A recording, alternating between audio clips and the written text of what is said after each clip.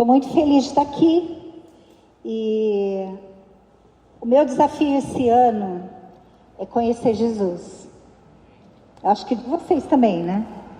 Conhecer Jesus, eu não quero mais religião na minha vida, eu quero conhecer Jesus do jeito que Ele é.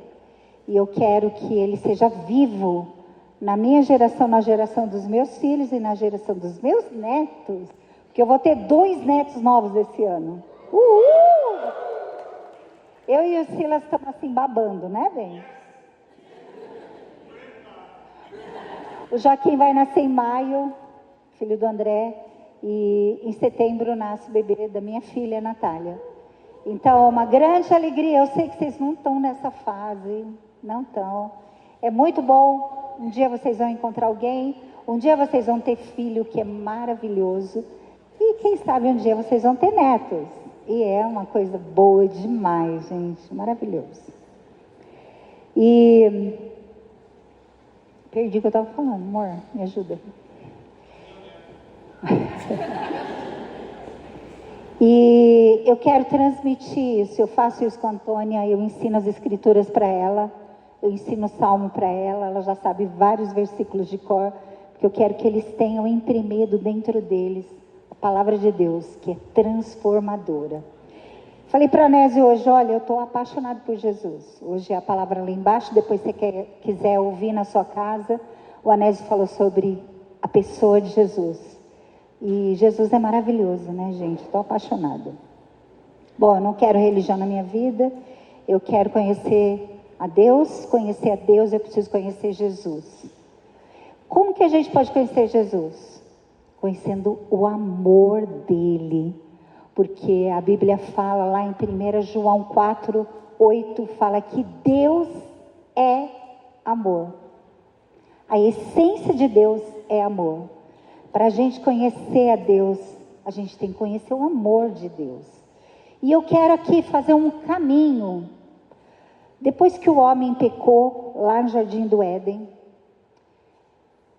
Deus precisou traçar um caminho novo. Porque Ele fez o homem para ter comunhão com Ele. Para Ele se revelar ao homem. Só que o homem, ser humano, pecou e se distanciou de Deus. E Deus teve que construir um caminho. E eu vou falar alguns textos chaves para a gente ver agora sobre esse caminho de amor que Deus tratou. Então, desde lá do Gênesis, Deus começa a traçar um caminho. Gênesis 3:15, quando eles pecaram e Deus estava falando com a mulher, né, dizendo as consequências do seu pecado, Ele fala assim: eu porei inimizade entre ti e a mulher, entre a tua semente e a sua semente. Esta te ferirá a cabeça e tu lhe ferirás o calcanhar. Está falando com a serpente, está falando, né, com a desobediência aqui deles. E aqui já é uma fala profética sobre Jesus, sobre a descendência de Jesus que viria. Bom, depois, mais tarde, tem um homem chamado Abrão, depois Abraão, e Deus faz uma aliança para construir um povo primeiro. Primeiro, o caminho é um povo para depois chegar na igreja, para depois abrir caminho para Jesus. Então Deus chama Abraão e faz com ele uma promessa. Vocês já devem ter ouvido sobre isso. Faz com ele uma aliança. E Deus fala lá em Gênesis 17, Deus fala que vai dar uma descendência para Abraão, e através dessa descendência seria estabelecido o povo de Deus. Então, é uma história assim longa. Abraão não tem filho, como que ele ia fazer uma promessa? Através da descendência ele não tinha filho, e Deus dá um filho. O Adão e Eva eram bem velhinhos, né? Adão tinha 99 anos, Sara tinha 90 anos, já não podia mais dar à luz. E Deus fala: não, eu vou dar um filho para vocês, vem cá. Você está vendo as estrelas do céu? Você está vendo a areia do mar? A sua descendência vai ser maior do que tudo isso.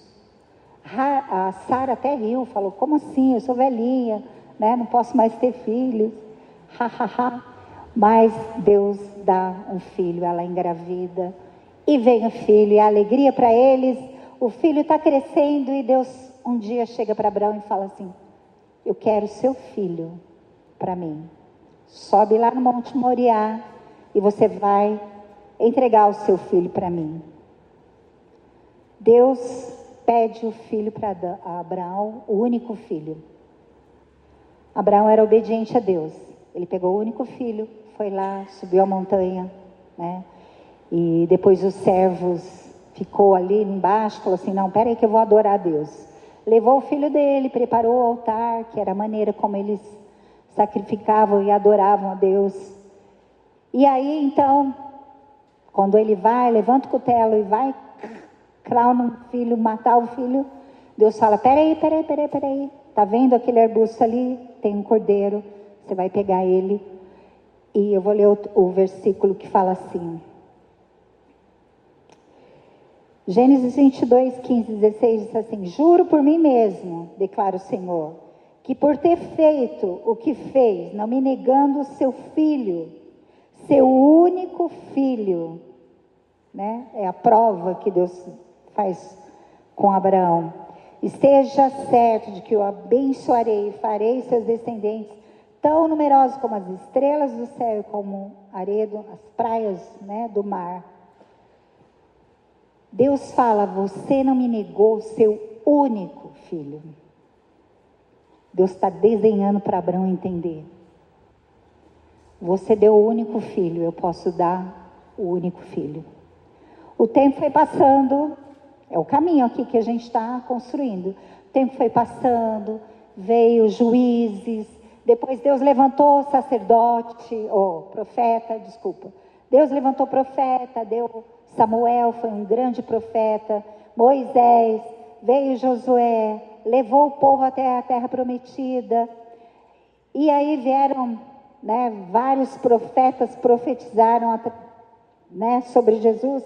Um dos profetas que deu uma profecia, uma palavra, um dos profetas maiores, chamado Isaías 9:6, fala assim, lá longe, gente, sem ver, sem conhecer o futuro, Isaías é usado por Deus para dar essa palavra aqui. Porque o menino nos nasceu, um filho nos foi dado, e o governo está sobre os seus ombros, e ele será chamado Maravilhoso Conselheiro, Deus Forte, Pai da Eternidade, Príncipe da Paz. O Deus conosco. Deus já está falando, já está contando, dando spoiler do que ia acontecer. Continuou ainda, veio o rei, né, veio reis, até que chegou um homem que era segundo o coração de Deus. Vocês sabem quem foi? Pode falar.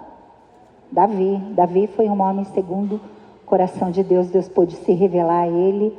E o tempo foi passando, até que vem lá em Gálatas 4, de 4 a 7, fala assim, mas quando chegou a plenitude do tempo, chegou o tempo certo, o tempo exato, que o povo já era um povo consagrado a Deus, separado para Deus, Deus enviou o seu filho, nascido de mulher, nascido debaixo da lei, a fim de redimir os que estavam debaixo da lei, sob a lei, para que recebessem a adoção de filhos. E agora o versículo que a gente conhece. E porque vocês são filhos, Deus enviou o Espírito de seu Filho aos seus corações, o qual clama, Abba, Pai. Assim vocês não são mais escravos, mas filho. E por ser filho, Deus também o tornou herdeiro. Jesus veio então e tabernaculou. Jesus veio e habitou. Jesus teve o direito de se tornar homem. Porque Deus fez uma aliança com Abraão. E Abraão deu o seu único filho. Deus podia dar o seu único filho. O filho unigênito, único. Deus deu para a gente, para resolver o problema da história. Isso é um caminho de amor, tá, gente? Isso é um caminho que Deus tratou ao longo de muitos e muitos anos para chegar até você. Jesus veio, o Verbo se fez carne e habitou entre nós, cheio de graça e de verdade. Hebreus 1 fala que Ele é a expressão exata do seu ser. Você quer conhecer a Deus? Olha para Jesus. Jesus é tudo que Deus é. Jesus, Ele expressa quem Deus é. E Jesus também é essência de amor, porque Deus é amor. Então Jesus é o amor. Quando a gente olha para Jesus, eu lembro de um texto que quando Jesus ressuscitou, a gente não chegou lá, mas quando Jesus ressuscitou, a Maria Madalena, que tinha sido liberta por Jesus e que fazia parte dos discípulos ali de Jesus, ela chegou e ficou desesperada porque o túmulo está vazio e vem um homem que era Jesus e ela pensa que é o jardineiro e fala: onde que vocês puseram meu Senhor? Vocês roubaram ele, onde ele está? E era Jesus e ela nem percebeu. Mas quando ele fala, Maria, se isso não te arrepia, misericórdia, eu estou arrepiada aqui. Quando ele fala Maria, ela fala mestre, Rabi, Rabone, mestre. Ela reconhece porque a voz de Jesus devia ser carregada de amor. Quando ele falava com as pessoas, gente, que Deus nos encha com o amor dele hoje. Que você olhe para Jesus e você perceba o olhar de amor que ele tinha, as palavras de amor que ele tinha, que ele falava com as pessoas. As crianças viviam rodeando ele, porque ele era um cara muito legal. Ele era massa, ele era maravilhoso. Ele era as palavras dele, as ações dele, o olhar dele. Ele devia ser muito alegre, muito divertido, não era aquela coisa séria, pesada. Jesus era a expressão de Deus e era expressão de amor. Expressão de amor, ele era a imagem de Deus. E ele se tornou homem, ele se tornou ser humano, para partilhar de tudo que a gente partilha nesse mundo, mas para pagar o preço de mostrar o amor lá na cruz. E Paulo, que foi um grande homem de Deus, vocês já ouviram bastante falar sobre Paulo, ele escreve sobre amor. Ele fala assim: eu vou mostrar um caminho melhor ainda para vocês, mais que excelente.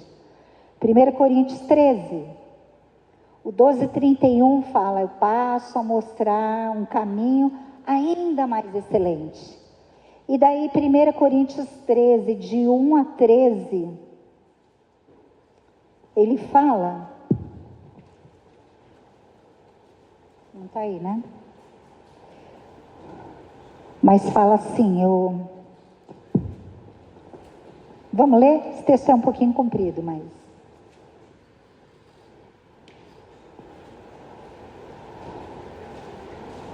Gente, eu não posso ler, esqueci meu óculos, tá?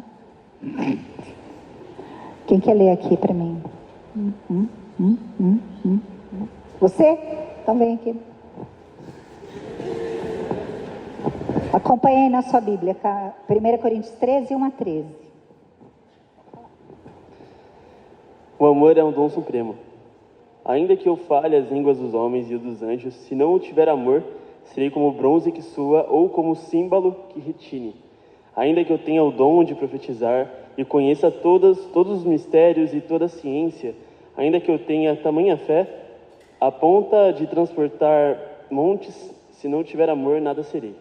E ainda que eu distribua todos os meus bens entre os pobres, e ainda que entregue o meu próprio corpo para ser queimado, se não tiver amor, isso de nada me adiantará. O amor é paciente e bondoso. O amor que não arde em ciúmes, não se envaidece, não é orgulhoso, não se conduz de forma inconveniente, não busca os seus interesses, não se irrita, não se ressente do mal. O amor não se alegra com a injustiça, mas se alegra com a verdade. O amor tudo sofre, tudo crê, tudo espera, tudo suporta. O amor jamais acaba. Obrigada. Até aí. O amor jamais acaba. O amor tudo sofre, tudo crê, tudo espera, tudo suporta. É assim que a gente ama? Tem alguém aí? Esse é o perfeito amor. Esse amor é o amor ágape. Em grego é o amor sofredor, é o amor sacrificial. É o amor que foca no outro. É o amor que é voluntário. É o amor que se doa. Esse é o amor de Deus. E ainda que a gente tenha alguma atitude dessas que o... Como é seu nome? Vitor, Leo? Se você não tiver amor, não adianta nada. Você pode doar uma carreta para o sertão. Se você faz isso para se mostrar, para falar, olha como eu sou legal e como eu sou rico e como eu ajudo. Não tem valor, não tem sentido. Você pode até fazer coisas grandiosas, mas se você não tem amor, nada disso aproveita. É vazio. É como um sino que bate, parou de bater, não faz mais sentido. Então Deus está falando com a gente hoje. Primeiro a gente tem que colocar o amor de Deus dentro de nós. Esse amor ágape. É um amor incondicional. É um amor altruísta. É um amor sacrificial. A gente teve esse carnaval. Eu não sei quantos de vocês foram lá no top. E um dos pastores falou uma coisa que eu achei interessante. Eu acho que cabe aqui. Ele falou que antigamente, com as câmeras antigamente, você tirava foto, focava nas pessoas e tirava foto. Graças a Deus, pelos smartphones, o que a gente faz? Selfie. E quem é o foco da selfie? Nós. Você pode até ter um grupo grande, mas você está ali, ó, está grandão ali. E está tudo bem com isso, com essa tecnologia, mas retrata um pouco do que acontece hoje. Nós somos egoístas e gostamos de olhar para a gente, para a nossa história, para o nosso coração, para os nossos problemas, para a nossa dor.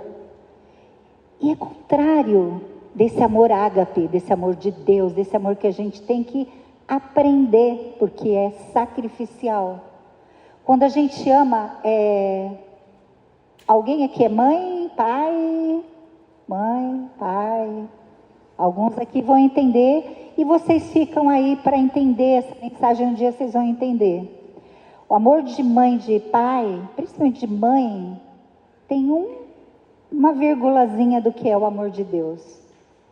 Porque você se doa pelo filho, você se sacrifica. Se não tem muita comida em casa, eu já passei uma experiência assim, o que você faz? Você dá para o filho, você mata a fome do filho, você aquece o filho. Saiu sem blusa, a criança está sem blusa, você dá e passa frio. Deus, ele tem esse amor de focar em nós. Amor ágape, amor sacrificial, foi isso que Deus fez em Jesus. Ele deu o que ele tinha de mais precioso para a gente. Uma vez eu salvei um post e eu lembrei dessa mensagem, eu não sei se vocês já devem ter visto. Eu sou apaixonada por ovelhas, salvei esse post porque tinha ovelhas. E tinha de um lado um monte de ovelhas. E do outro só tinha uma. E a mensagem era mais ou menos nas minhas palavras. Eu não entendia por que Deus, porque Jesus fala de... Deixou as 99 e foi em busca da que estava perdida. Até eu entender que essa perdida era eu, era você.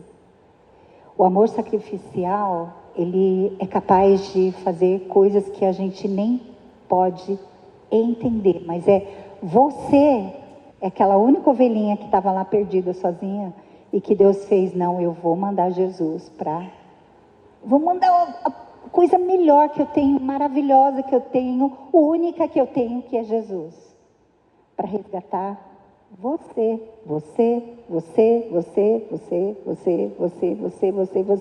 nós. Foi isso que ele fez. Tem alguns textos só para compartilhar com você, falando sobre isso. Romanos 5:8.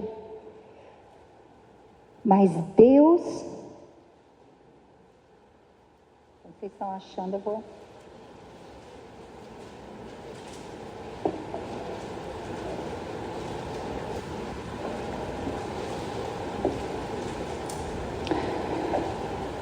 O caminho está quase completo, o caminho do amor, né? Quando Jesus vem.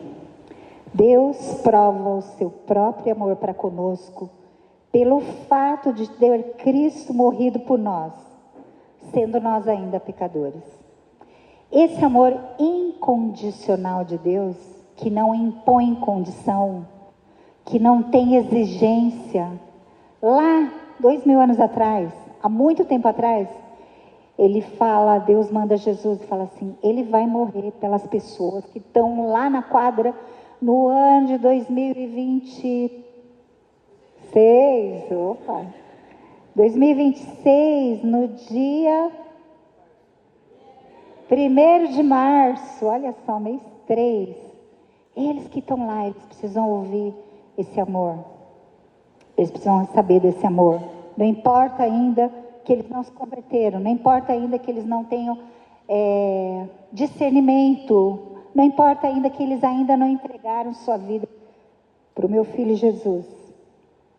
E João 3,16, que todo mundo conhece, é um texto célebre aí, bem conhecido de todo mundo, que diz assim, porque Deus amou tanto o mundo, que Deus amou muito o mundo, que Deus amou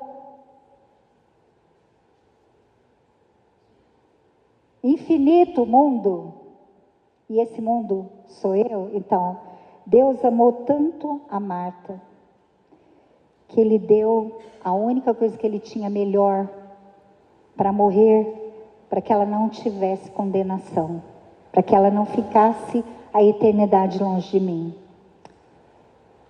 Eu queria que a gente repetisse, mas quando fala Deus amou o mundo, você vai falar o seu nome. Eu vou dar um exemplo, ó. Porque Deus amou tanto a Marta, que deu seu filho unigênito para que a Marta cresça e não pereça, mas tenha vida eterna. Vamos lá? Porque Deus amou unigênito para que mas tenha vida eterna.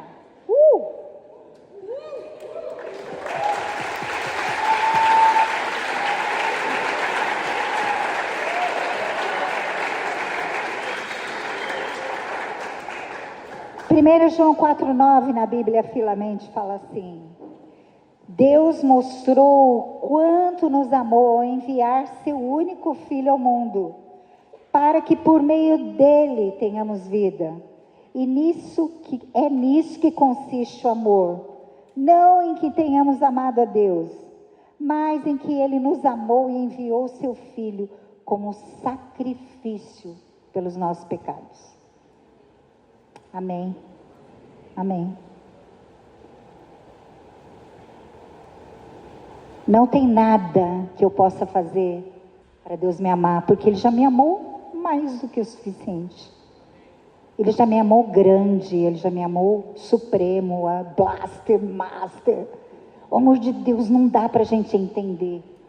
Tem uma canção que fala, não dá para entender a força que levou Jesus até a cruz. Que é mais vivo, esse amor é mais vivo do que a luz do sol. Não dá para a gente expressar em palavras. É tipo, como que é lá no sertão? Como foi lá? Dá para falar? Aí uma vez o Voltei de lá, no ano passado eu voltei de lá, e uma menina chegou para mim, uma irmã lá do grupo de mulheres, falou assim: vem cá, vocês combinam que não é para falar nada? Tipo que Jesus falou para os discípulos, que não era para falar nada? Eu falei, não, não dá para expressar, só quando você vai lá, só quando você entende o que acontece, que você é marcada, a gente vai falar disso, não dá para falar desse amor que é maravilhoso, que nos, né, a gente adorando aqui, falando de Jesus, da presença dele, é uma coisa que, teve uma hora ali que bambeou minha perna, eu falei, meu Deus, porque a presença de Deus, o amor dele nos envolve, e a gente precisa falar desse amor para as pessoas, né? A gente tem que amar o perdido e falar assim, você tem que conhecer o amor de Deus, você tem que conhecer o que aconteceu na minha vida. Nisso consiste o amor de Deus, que Ele enviou Jesus e nos trouxe de volta para Deus. Amém. Isso é muito grande. Eu espero que você entenda essa verdade que é profunda, que vai mudar a qualidade do nosso evangelho. Eu sei que, falando todo domingo, vocês estão sendo mudados, nós estamos sendo mudados para conhecer esse amor que caracteriza quem Deus é, que mostra quem Deus é, o Deus que a gente serve, o Deus que a gente vem todo domingo aqui, o Deus que a gente experimenta a sua presença através de Jesus e do Espírito Santo. É isso. Não é balela, não é água com açúcar. O amor de Deus é um amor que se dá, é um amor que se sacrifica. Tem uma música que fala, fere meu coração, né? Que vocês cantam. Eu não sei direito a letra, mas fere meu coração. Não é só de boca, é você indo pagando o preço, é você indo e você falando de Jesus no Uber. É você falando com o seu amigo da faculdade. É você obedecendo a sua mãe quando ela fala, filho, leva a blusa, leva o guarda-chuva que vai chover. É você fazendo as coisas rotineiras.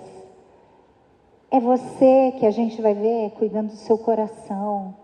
É perdoando o seu irmão, seu amigo, daqui, da sua casa, da sua faculdade, da sua escola. Amar não é só falar. E João fala sobre isso, que João é conhecido como discípulo do amor. Ele fala, não amemos só de blá blá blá. Amemos fazendo assim como Deus fez em Jesus. Não é falando só que, é muito lindo falar. Quero ver na hora de fazer. Quero ver na hora de ir no sertão e não ter chapinha para usar no seu cabelo. E ter que jogar água no banheiro. E ter que tomar banho gelado. E ter que servir os irmãos. E ter que, cuidar dos seus irmãos. E ter que cuidar da neta. E ter que, ajudar a cozinha.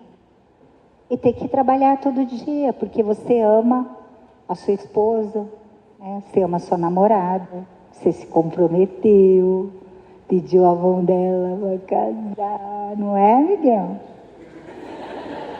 Eu sei.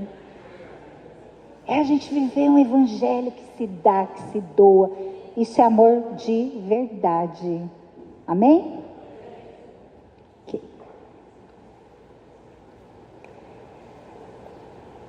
As pessoas de hoje em dia não querem ter trabalho, né? Por isso que a gente é contra a cultura. Vou morar na casa da minha mãe até, não quero ter filho, prefiro ter pet. É uma geração mais tranquila, folgada. E a gente precisa mostrar essa qualidade do amor. E aqui eu começo a falar, que Jesus, ele fez esse caminho, Deus fez esse caminho até culminar na vinda de Jesus.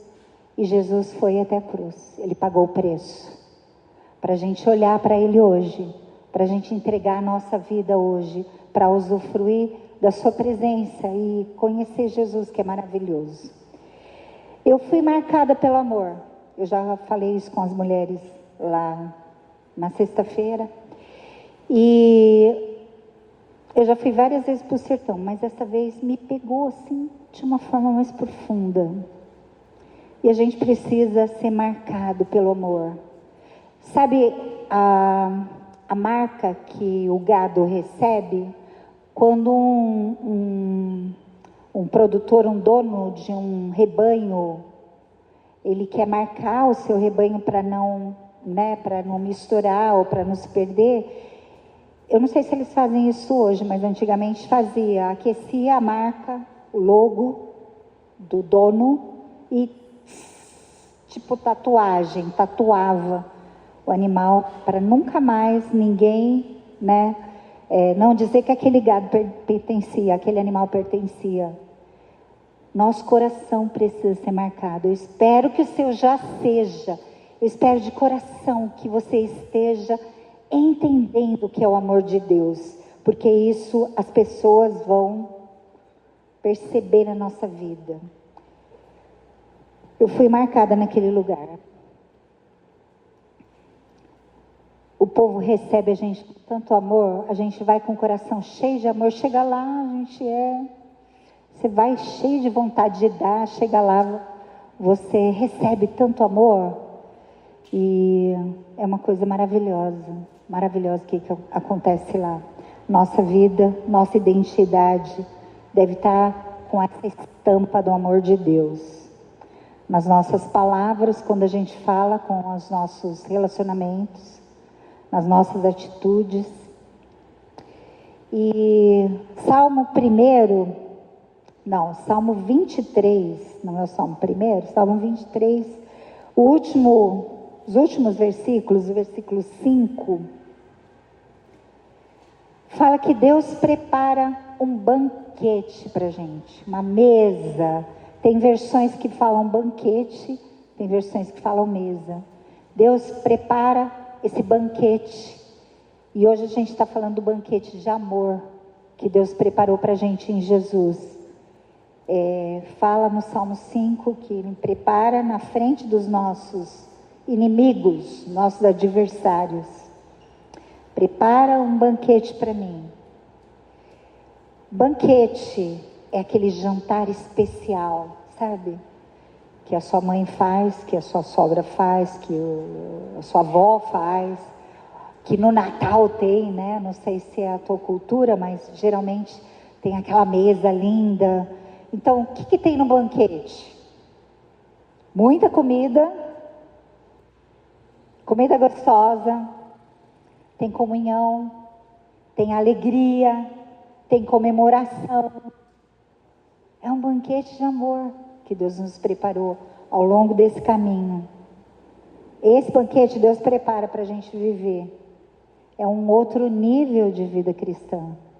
Mesmo a gente tendo em prática esse amor sacrificial, ele enche a gente com essa fartura de comida, nada nos falta. Mesmo que falte coisas materiais, mas a nossa alma, o nosso espírito está satisfeito, está cheio de comida. Eu lembro que essa última ceia, uma frase que até o Anésio usou, acho que foi o Anésio, ele falou assim, isso me pegou de jeito. Que você seja pão. Que você seja pão. Que você seja alimento que sacia a fome das pessoas. Esse banquete que a gente come, esse banquete que você tem hoje, que hoje a adoração foi sublime, foi tremenda.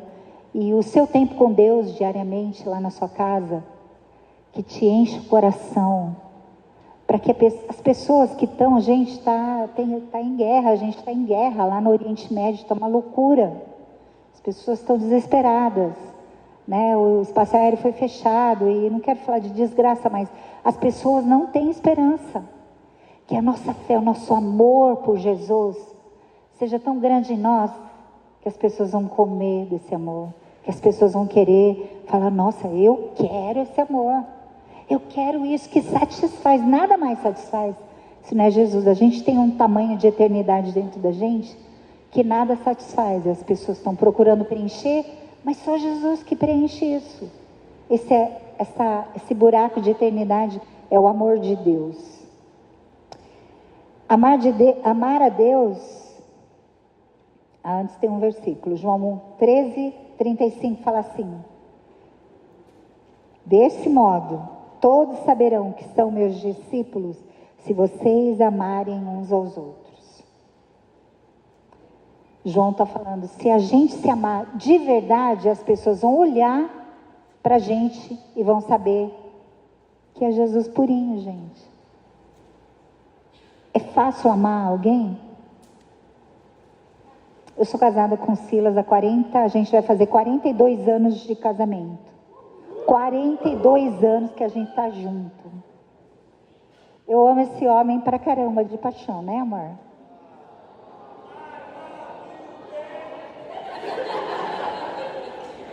Esse é meu marido, ele é super criativo, gente. Mas ele tem defeito. Ele acha que ele não tem. E tem hora que, né, eu também tenho muitos defeitos. E tem hora que a coisa, né?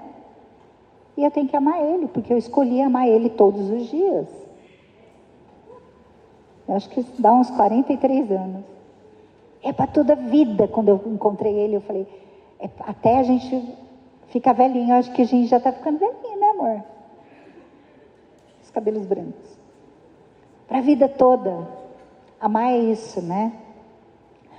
Amar vai denunciar que a gente é discípulo de Jesus, vai mostrar, vai derramar, o perfume vai alcançar as pessoas, porque Jesus, nós somos o bom perfume de Jesus.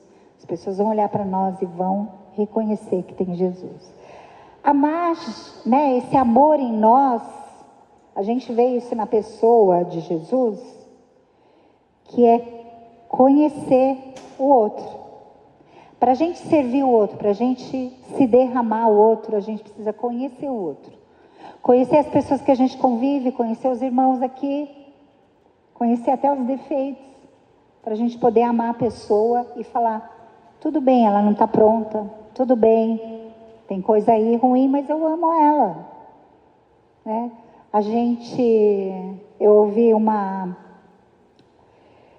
imagem falando que Jesus tirou a lama de nós, é a salvação. Agora, o processo de tirar a lama da gente é a santificação. E a gente ainda tem muitas coisas sujas em nós. Que é um processo, não é nada pronto. É um processo de vida. Então, a gente precisa saber que as pessoas estão nesse processo. E aí é que está o segredo de amar. Jesus, ele teve vários insights na vida das pessoas, porque ele conhecia. Aliás, Deus, desde o Velho Testamento, eu peguei alguns exemplos assim, quando Agar, que era a escrava que teve um filho de Abraão, ela foi mandada embora para o deserto e ela ia morrer lá. Ela estava com muita sede e não tinha água. E Deus manda um anjo falar com ela, olha, Agar, volta para lá. Volta para sua senhora. O seu filho vai ser uma grande nação, que foi Ismael. Teve um outro episódio que Deus falou com ela e ela falou, este é o Deus que me vê. Sabia que Deus te conhece? Sabia que Deus vê você nas suas dificuldades, nas suas frustrações? Gente, tem dia que a gente está sozinho e parece que a música para de tocar, né? Parece que coisa não está fluindo, parece que você está sozinho, você se sente sozinho, você sente suas dores, você sente as suas dificuldades. E esse Jesus que ele mandou, o nome dele é Deus presente, é o Emanuel. Então ele conhece a nossa vida. Por isso ele pode interferir na nossa vida. Ele pode nos abençoar, ele pode nos tocar. Quer ver outros exemplos eu separei? O pedido da Ana por um filho, por Samuel. Foi um profeta tremendo. Deus ouviu a oração daquela mulher que estava chorando. E o sacerdote achou que ela estava bêbada. Deus ouviu a oração e concedeu o pedido dela. E Samuel foi um homem muito importante no povo de Deus. No Novo Testamento com Jesus, olha, a cura da mulher que tinha hemorragia. Jesus olhou para ela e falou: filha, o olhar de amor de novo de Jesus, a voz de amor de Jesus. Jesus interferiu na vida daquela mulher, ela foi curada, 12 anos, sofrendo com fluxo de sangue, com hemorragia, e Jesus interferiu na vida daquela mulher. A ressurreição de Dorcas, uma discípula de Jesus comum, que morava lá em Jope, que era bondosa, que entendeu o amor de Deus, o amor sacrificial, fazia roupa para as viúvas, cuidava das viúvas. Ela teve alguma doença que não consta e morreu. E um dos discípulos vai lá, ora, e ela ressuscita. Mulher do poço, só tem mais essa, tá? Mulher do poço. Jesus revelou o seu ministério para aquela mulher, que era uma mulher da vida, que era uma mulher desprezada, que era uma mulher que tinha muitos maridos. Jesus entrou naquela história, mudou aquele lugar, porque ela começou a falar: vem conhecer esse homem que falou minha vida. E ela foi transformada, e aquele lugar foi transformado. E eu acho que os discípulos também foram transformados, porque era uma mulher samaritana, uma mulher, um povo que eles não gostavam, que eles não se davam bem. Jesus fez questão de ir lá e mudar a vida daquela mulher. Jesus nos conhece. A gente precisa conhecer a dor do outro.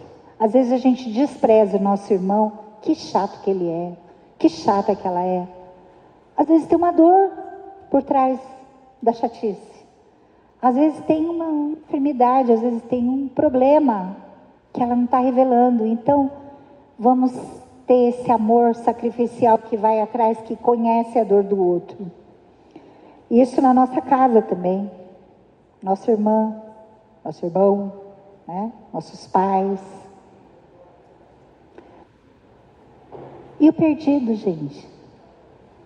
Que Deus nos leve a chorar pelos perdidos. Sabe?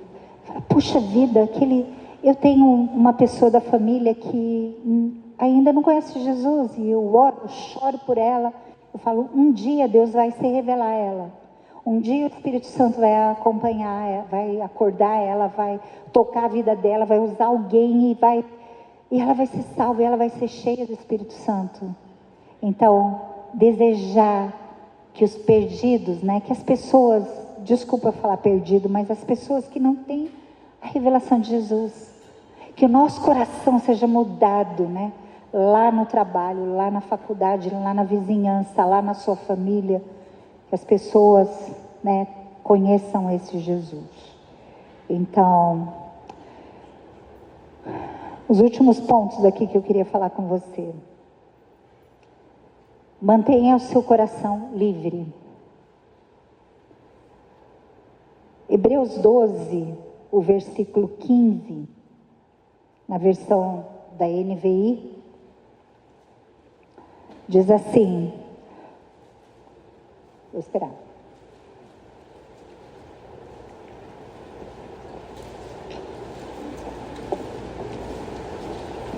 O autor de Hebreus está dando várias recomendações, e ele fala assim: tomem cuidado para que ninguém se afaste, ninguém deixe de experimentar a graça de Deus, e para que nenhuma raiz de amargura, ao brotar, cause perturbação e contamine muitos.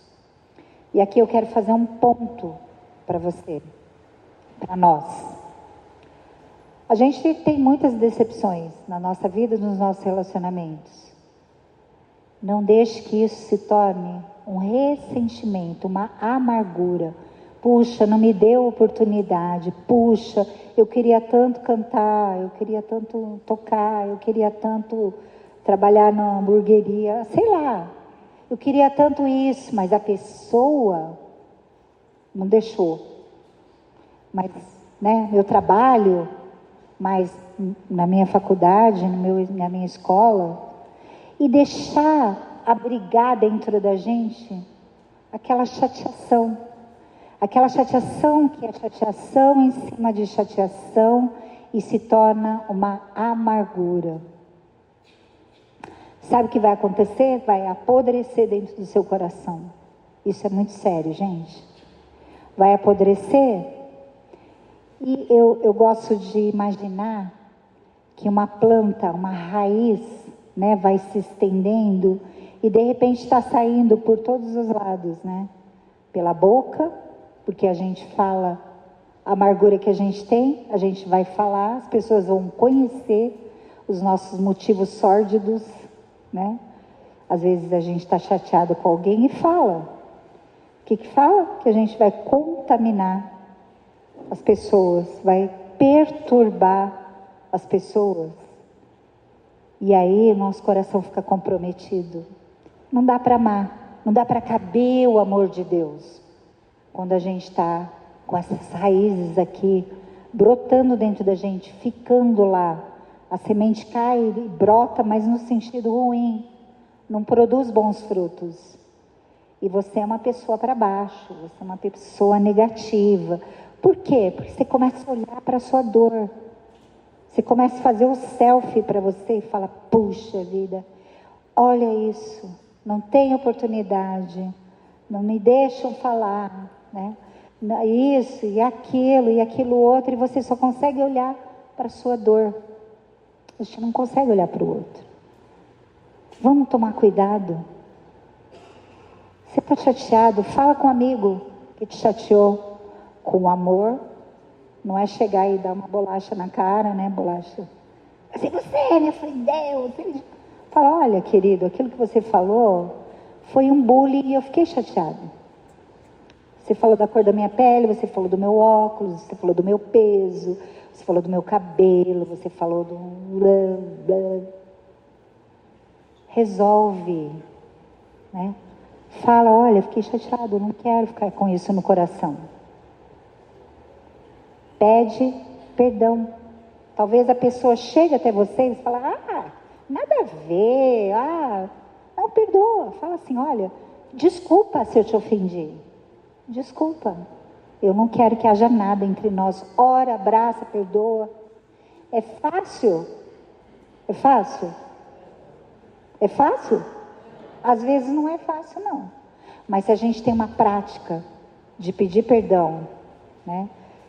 E de ser perdoado, né? De ver que a gente precisa liberar aquilo que tem no nosso coração, a gente pode abrigar o amor de Deus. E pode olhar para a pessoa e falar assim, puxa, ela está aprendendo, ela não está pronta. Né? Me ajuda, pede ajuda.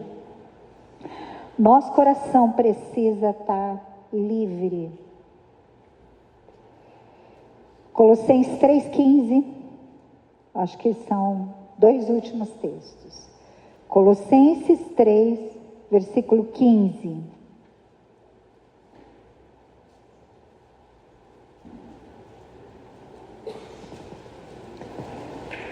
Colossenses 3,15 diz assim, suportem-se uns aos outros e perdoem as queixas que tiverem uns contra os outros. Perdoem como o Senhor lhes perdoou. Esse suporte não é falar, eu não suporto essa pessoa. Não, é dar suporte. É dar apoio. É compreender.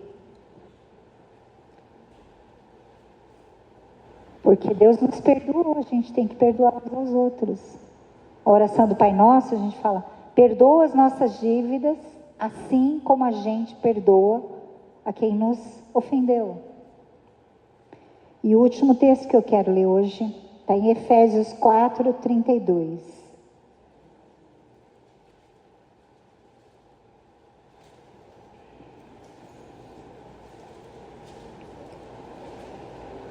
Sejam bondosos e compassivos uns para com os outros, perdoando-se mutuamente, assim como Deus os perdoa em Cristo. Você foi perdoado. A nossa dívida com Deus era inferno, gente, tá longe de Deus. Mas Ele estendeu através daquele banquete de amor que foi, aquele caminho de amor que foi trazer Jesus e resolveu nosso problema. A gente estava escravo do pecado. Hoje a gente é livre. Amém. Uhul.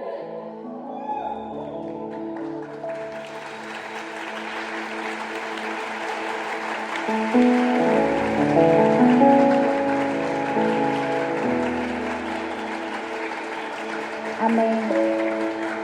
Tem gente hoje aqui com o coração pesado.